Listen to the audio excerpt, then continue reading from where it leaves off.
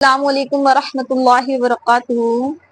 آج میں بات کرنے والی ہوں جس ٹاپک پر کہ تعریف کا اصل حقدار کون ہے۔ کہیں بھی انسان اپنے محدود نگاہ پہنچا کر دیکھ لے تو اس کو پتہ چل سکتا ہے کہ تعریف کا اصل حقدار کون ہے۔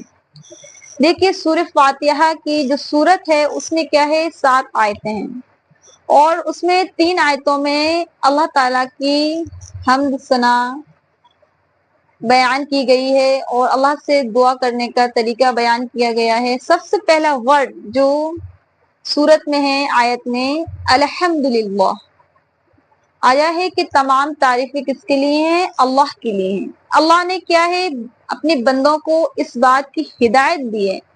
واقعی تمام تعریف اللہ کے لیے ہیں، لیکن اللہ تعالیٰ بندوں کو خود بخود سکھا رہا ہے کہ بندوں الحمدللہ تمام تعریفیں اللہ کے لیے ہیں۔ پہلا ورڈ جب قرآن ہم شروع کرتے ہیں تو سب سے پہلی آیت یہی ہے کہ الحمدللہ رب العالمین۔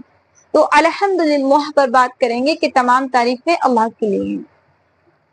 تو اللہ تعالیٰ خود کہہ رہا ہے کہ تمام تعریفیں اللہ کے لیے ہیں۔ اللہ ہمیں یہ ہدایت دے رہا ہے کہ بندو غور کرو دنیا پر، دنیا کی رنگینیوں پر، دنیا کی حسین منظروں پر غور کرو جس کو دیکھ کر خوش ہوتے ہیں۔ دنیا کی خوبصورتی پر، دنیا کے جمال پر غور کرو کہ جب ہم دنیا میں نکلتے ہیں، دنیا میں ہیں جہاں رہ رہے اس دنیا میں، تو اس کی رنگینیوں کو ہم دیکھتے ہیں اور ہم کتنا خوش ہوتے ہیں کہ بھائی یہ کیا خوبصورت نظارہ ہے، یہ کیا خوبصورت منظر ہے۔ یا کسی ایسے شخص کو دیکھتے ہیں جو بہت خوبصورت ہوتا ہے تو ہم یہ کہتے ہیں کہ وہ شخص کتنا خوبصورت ہے۔ تو اللہ تعالیٰ کہہ رہا ہے اگر آپ غور کریں اور اپنے دماغ کی گہرائی سے جا کر سوچیں تو بہت ساری تعریف جس کی آپ کر رہی نا، وہ اصل تعریف کا حقدار کیا ہوگا؟ صرف آپ کو اللہ ہی دکھے گا۔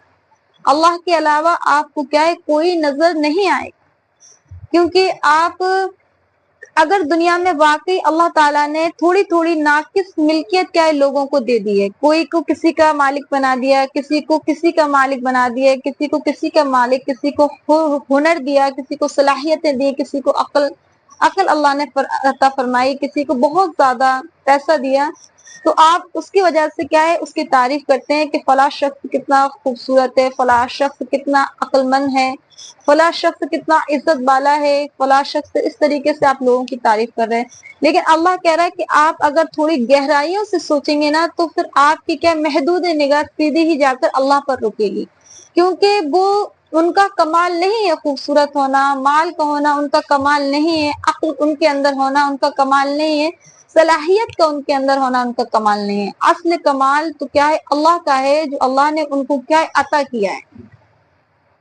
اس میں دنیا کا کوئی دخل نہیں ہے، نہ دنیا کے لوگوں کا کوئی دخل نہیں ہے۔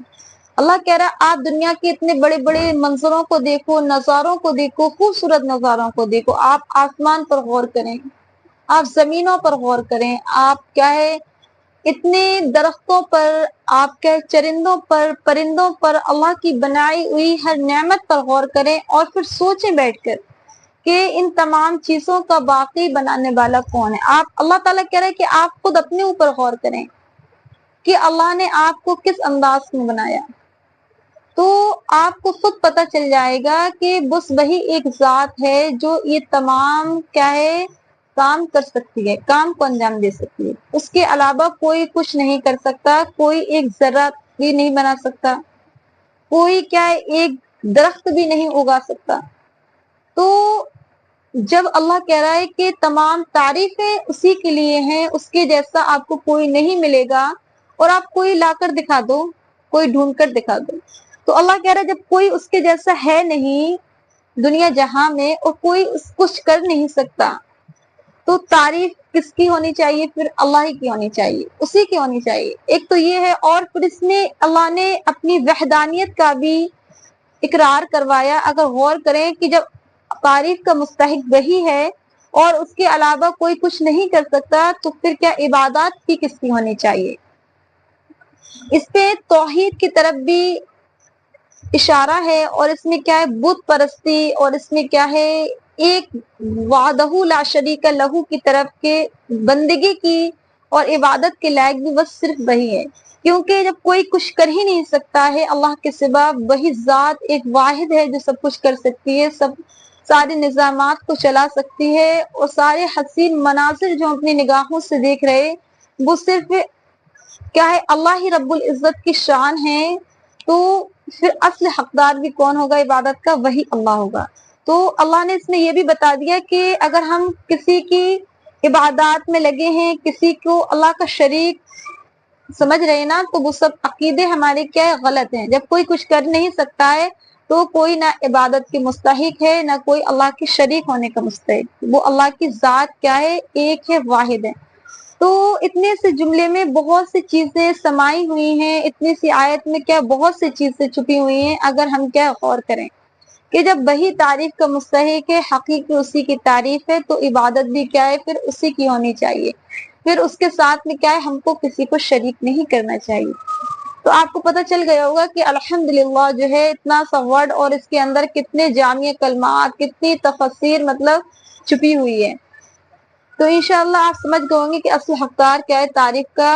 اللہ ہی ہے۔ ہمیں دکھتے ہیں دنیا میں بہت سے لوگ اپنی قابلیت پر، اپنی کیا ہے صلاحیتوں سے کیا ہے دنیا میں آگے ہیں، پہنچ رہے ہیں، لیکن وہ بھی اصل کامیابی صرف اللہ ہی کی وجہ سے حاصل ہوئی ہے، اور یہ صرف ناقص جو کامیابی ہے وہ دنیا ہی میں ہے، اور کل آخرت کے دن وہ کامیابی بھی سب ختم ہو جائیں گی، سب کی ناقص ملکیت بھی ختم ہو جائیں گی، اور پھر صرف ایک ہی بادشاہ رہے گا اور اسی کی حکومت رہے گی، اور وہ صرف اور صرف کیا ہوگا؟ اللہ ہوگا، نہ ہی اس کے جیسا کوئی ہوگا اور نہ ہی اس کا کوئی شریک ہوگا۔ تو آپ کو کیا ہے بات سمجھ میں آ گئی ہوگی انشاءاللہ۔ تو ہم اس ویڈیوز کو یہیں پر ختم کرتے ہیں، اور آگے انشاءاللہ ویڈیوز میں ملاقات ہوگی۔ السلام علیکم ورحمۃ اللہ وبرکاتہ۔